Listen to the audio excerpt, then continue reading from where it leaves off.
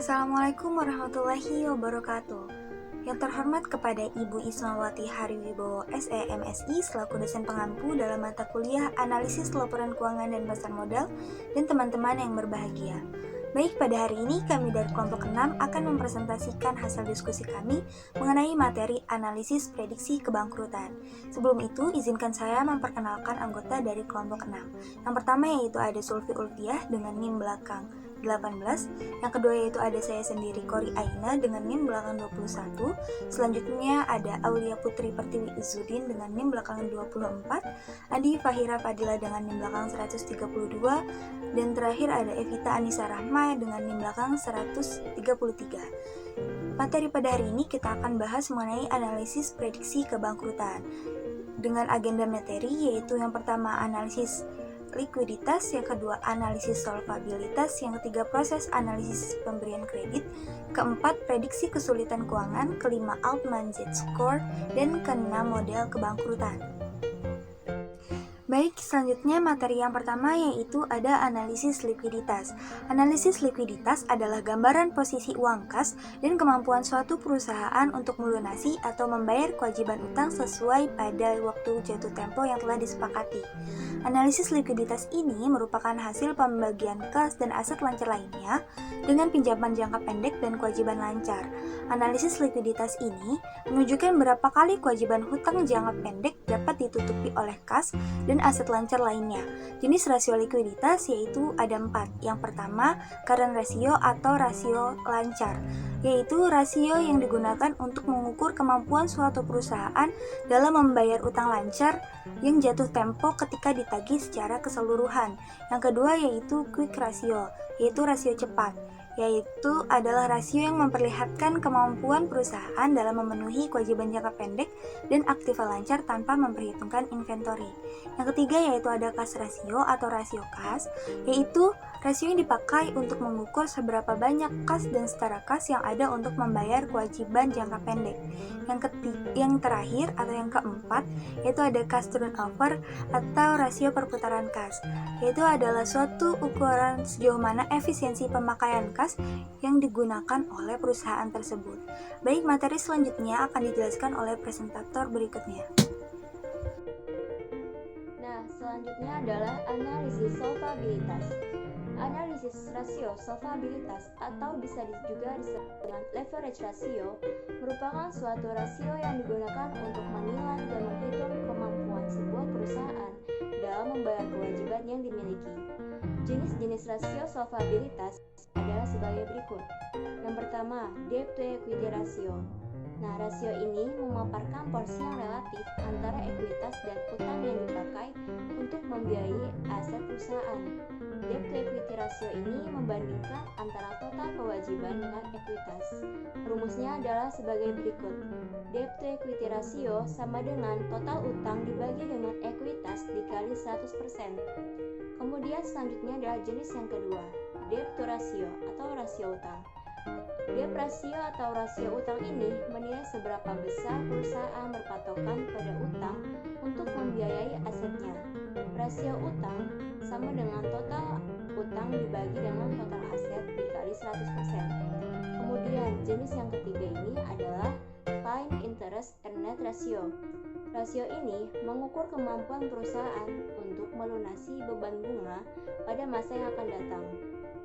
Time interest earned ratio ini disebut juga interest coverage ratio.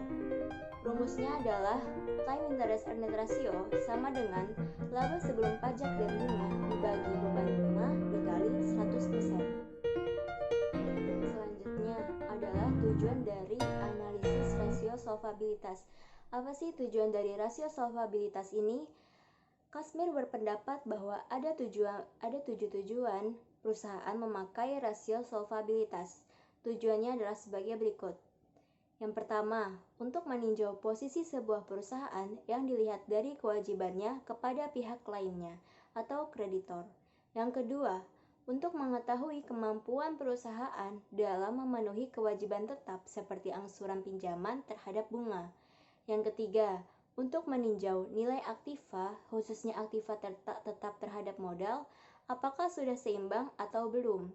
Yang keempat, untuk mengetahui jumlah aktiva perusahaan yang dibiayai oleh hutang. Yang kelima, untuk meninjau pengaruh hutang perusahaan terhadap pengelolaan aktiva apakah berpengaruh signifikan atau tidak. Yang keenam, untuk mengetahui besarnya bagian dari modal perusahaan yang dijadikan jaminan utang jangka panjang. Yang terakhir, untuk meninjau jumlah dana pinjaman yang segera jatuh tempo atau akan ditagih terhadap modal yang dimiliki oleh perusahaan. Selanjutnya adalah proses analisis pemberian kredit. Pengertian dan tujuan analisis kredit. Pengertian dari analisis kredit ini adalah penilaian kredit dalam segala aspek, baik keuangan maupun non-keuangan, dengan menggunakan pendekatan-pendekatan dan rasio-rasio keuangan untuk menentukan kebutuhan kredit yang wajar. Kemudian, selanjutnya adalah tujuan dari analisis kredit. Tujuan dari analisis kredit ini untuk menentukan kesanggupan dan kesungguhan seseorang peminjam untuk membayar kembali pinjaman sesuai dengan persyaratan yang terdapat dalam perjanjian pinjaman, serta untuk melihat dan menilai suatu usaha atas dasar kelayakan usaha, menilai risiko usaha dan bagaimana mengelolanya, dan memberikan kredit atas dasar kelayakan. Selanjutnya adalah prosedur analisis kredit. Analisis kredit dalam penilaian pemberian kredit, penyampaian permohonan kredit oleh calon debitur kepada bagian kredit yang perlu diusahakan untuk melengkapinya. Prosedur analisis kredit yaitu sebagai berikut. Yang pertama, berkas permohonan kredit diserahkan kepada analisis untuk dilakukan analisis tentang permohonan kredit yang bersangkutan. Yang kedua, analisis segera menghubungi calon debitur untuk memperoleh informasi yang sewajarnya. Yang ketiga, bila berkas tidak lengkap, analisis mengembalikan ke bagian kredit. Kemudian, jika persyaratan sudah terpenuhi dalam berkas permohonan kredit yang bersangkutan, maka proses analisis selanjutnya adalah sebagai berikut. Aspek manajemen berupa pelengkap yang harus diketahui analisis. Kemudian, bidang marketing menuntut analisis untuk dapat diketahui tentang kelancaran pemasaran produksi calon nasabah yang bersangkutan. Selanjutnya, bidang keuangan sebagai sasaran utama analisis untuk mengetahui kondisi keuangan calon debitur serta kemungkinan di hari kemudian bila kredit diberikan. Kemudian, penguji analisis atas beberapa turnover yang dapat dilakukannya terhadap rencana usaha calon-calon peminjam atau calon debitur. Yang terakhir adalah sebagai langkah akhir daripada analisis kredit adalah penyampaian laporan analisisnya kepada kepala bagian kredit untuk kemudian diteruskan kepada yang berwenang mengambil keputusan kredit. Baik, di sini saya akan menjelaskan tentang prediksi kesulitan keuangan. Pengertian financial distress. Plot HD dan Plot MB dalam Journal of Economics tahun 2002 menjelaskan bahwa financial distress merupakan suatu tahap penurunan kondisi finansial yang terjadi pada perusahaan yang sebelumnya mengalami likuidasi atau kebangkrutan. Sedangkan Brahmana dalam penelitiannya yang diterbitkan tahun 2007 menjelaskan bahwa suatu perusahaan bisa disebut sedang mengalami financial distress atau kesulitan keuangan jika perusahaan itu menunjukkan sejumlah angka negatif pada laba operasi, laba bersih, dan nilai buku ekuitas tersebut dalam merger. Slide yang selanjutnya yaitu jenis dan kategori financial distress. Gamayumi tahun 2011 menjelaskan bahwa terdapat 5 jenis bentuk financial distress atau kesulitan keuangan, yaitu yang pertama ada economic failure, yang kedua ada business failure, yang ketiga ada technical insolvency, yang keempat ada insolvency in bankruptcy, dan yang kelima terakhir yaitu ada legal bankruptcy. Sedangkan Fahmi tahun 2011 membagi kondisi financial distress secara umum menjadi 4 kategori, yaitu yang pertama ada financial distress kategori A, yang kedua ada financial distress kategori B, yang ketiga ada financial distress kategori C, dan yang keempat ada financial distress kategori D. Sekian, yang selanjutnya akan dijelaskan oleh rekan saya. Selanjutnya itu mengenai financial distress perusahaan. financial distress ini perusahaan ditunjuk sebagai suatu proses 3 dimensi yang di dalamnya terdiri dari time frame financial distress dan proses stages. Financial distress cycle pada perusahaan mencakup seluruh periode awal terjadinya penurunan kinerja sampai pada titik terendah, hingga selanjutnya perusahaan tersebut mampu memperbaiki performanya kembali. Saat perusahaan mengalami kondisi financial distress, maka perusahaan itu tidak sedang ada dalam posisi keuangan yang baik dan seharusnya melakukan transisi pada tahapan yang baru. Selanjutnya, faktor penyebab terjadinya financial distress. Menurut Damodaran, pada tahun 1997 ada beberapa faktor yang menyebabkan terjadinya financial distress. Faktor tersebut yang pertama antara lain kesulitan arus kas, yang kedua besarnya jumlah utang, dan yang ketiga itu kerugian kegiatan operasional perusahaan dalam beberapa tahun. Selanjutnya ada cara menangani financial distress. Caranya itu dengan perusahaan menjual beberapa aset utamanya seperti kendaraan, mesin, gedung, tanah, dan lain-lain. Dengan menjual aset tersebut, maka perusahaan bisa mengembalikan yang pertama, yaitu perusahaan bisa mengambil tindakan merger dengan perusahaan yang lain. Yang kedua itu melakukan batasan belanja modal untuk ekspansi bisnis. Yang ketiga, menerbitkan saham atau obligasi baru. Yang keempat itu pengajuan restrukturisasi kredit kepada bank. Yang kelima, selain mengajukan restrukturisasi kredit, pihak bank juga nantinya akan menawarkan solusi untuk mengatasi masalah ini dengan cara memberikan kredit tambahan. Yang terakhir yaitu mengajukan permohonan bangkrut, sehingga perusahaan akan dinyatakan legal secara hukum dan bisa dipertanggungjawabkan kondisi finansial distressnya kepada publik. Di slide selanjutnya kita membahas mengapa Almensi Score penting. Nah, sebelum itu saya akan menjelaskan apa sih Almensi Score itu. Almensi Score ini merupakan metode atau suatu alat yang memperhitungkan dan menggabungkan beberapa rasio-rasio keuangan tertentu dalam sebuah perusahaan ke dalam suatu persamaan diskriminan yang akan menghasilkan skor tertentu yang akan menunjukkan tingkat kemungkinan kebangkrutan yang akan dialami perusahaan. Nah, kenapa sih Almensi Score ini penting? Almensi Score ini penting karena dia memfasilitasi analisa dan membuat keputusan dalam sebuah perusahaan. Anda dapat dengan mudah menilai kualitas kredit perusahaan tanpa harus mengembangkan modal sendiri. Nah, dengan Almensi Score ini di pasar saham, investor menggunakan score untuk keputusan jual atau beli sebuah perusahaan.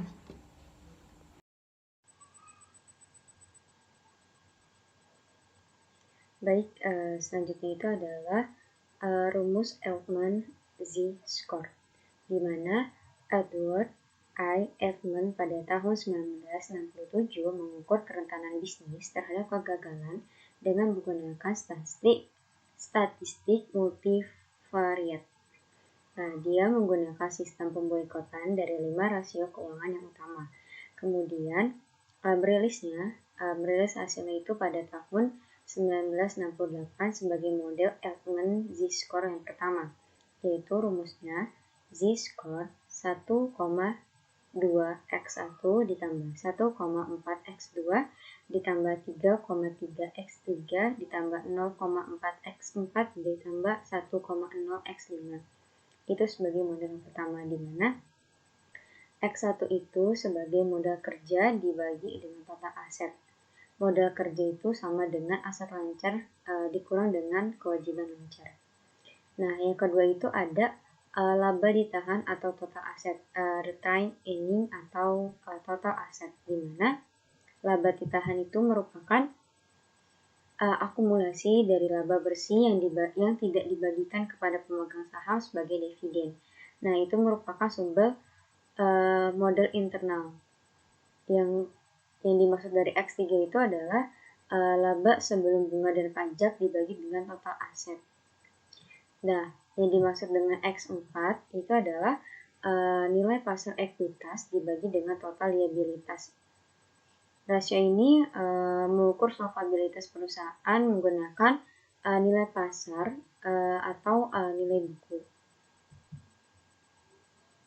Yang X5 itu dimaksud dengan total sales dibagi dengan total aset, di mana rasio ini adalah perputaran aset, yakni kemampuan sebuah perusahaan untuk menghasilkan pendapatan dari aset yang dimilikinya.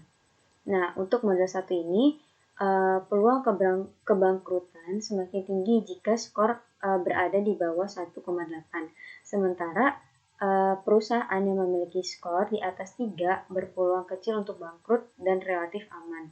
Sedangkan skor antara 1,8 dan 3 memiliki zona hati-hati. Selanjutnya,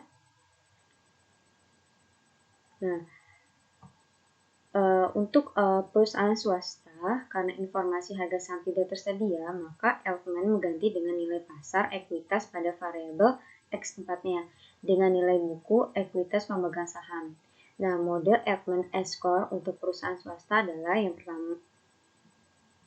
untuk model pertama untuk perusahaan swasta, Z-score sama dengan 0,717 X1 ditambah 0,847 X2 ditambah 3,107 X3 ditambah 0,420 X4 ditambah 0,998 X5.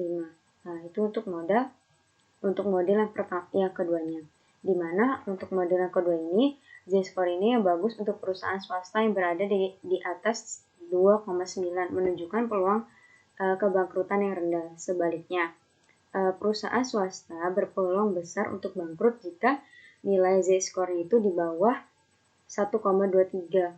Sedangkan untuk perusahaan manufaktur, dia menghilangkan variabel X5. Persamaan untuk modelnya adalah sebagai berikut.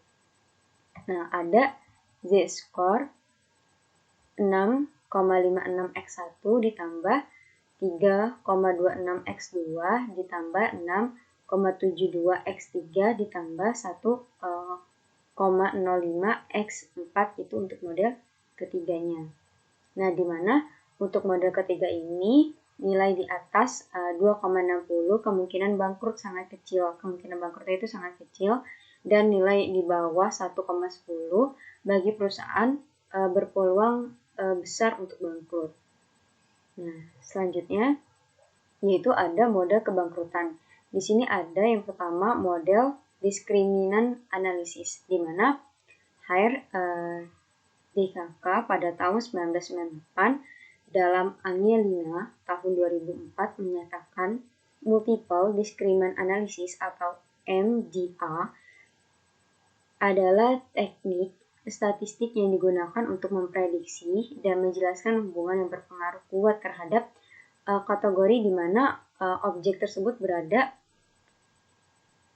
di mana variabel dependennya merupakan suatu yang pasti, nominal atau non-metric, dan variabel independennya metrik.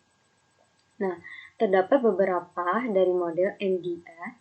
Model MDA ini yang pertama itu adalah Altman, model oleh Edward Altman pada tahun 1968 dari Amerika Serikat. Nah, model MDA lainnya adalah Spring model oleh Gordon L. V. Springer pada tahun 1978 dari Kanada. Data Strain model oleh Narais UK pada tahun 1979, Fulmer model US pada tahun 1984, dan Ska-score Kanada pada tahun 1987. Yang kedua itu ada model Spring model. Nah, model ini mengikuti prosedur model Altman yang dibangun di Amerika Serikat, Spring tahun 1978, menggunakan state-based multiple discriminant analysis untuk memilih 4 rasio terbaik dari 19 rasio keuangan yang paling sering digunakan. Nah, 4 rasio ini merupakan rasio terbaik yang akan membedakan antara perusahaan gagal atau tidak gagal. Nah, model ini memiliki tingkat keakuratan 92,5% menggunakan sampel 40 perusahaan yang diuji dengan sampel Springett. Booth Harris pada tahun 1979 menguji model Springett dengan menggunakan sampel 50 perusahaan rata-rata. Nilai aktifannya itu adalah 2,5 juta dan mendapatkan keakuratan 88%. Sun pada tahun 1980 menguji model Springett ini pada 24 perusahaan dengan rata-rata nilai aktifannya itu 63,4 juta dan mendapatkan nilai akurasi sebesar 83,3%. Nah, selanjutnya itu ada data streams model. Nah, model ini dibuat berdasarkan sampel 100 perusahaan di UK yang terdiri dari 50 perusahaan gagal dan perusahaan yang tidak gagal. Informasi mengenai kontrak model ini sangat sedikit, namun diketahui bahwa model ini terdiri dari 4 variabel yang masing-masing itu mengukur aspek yang berbeda dari kinerja perusahaan, di mana variabel tersebut antara lain X1 itu measure profitability, yang X2 itu merupakan measure liquidity, X3 itu measure gearing, yang X4 itu adalah measure stock turnover. Baik, mungkin itu saja dari saya dan dari kelompok kami, kelompok 6, yang menjelaskan tentang analisis atau analisa prediksi kebangkrutan. Kurang lebihnya mohon dimaafkan. Wabillahi taufiq wal hidayah. Wassalamualaikum warahmatullahi wabarakatuh.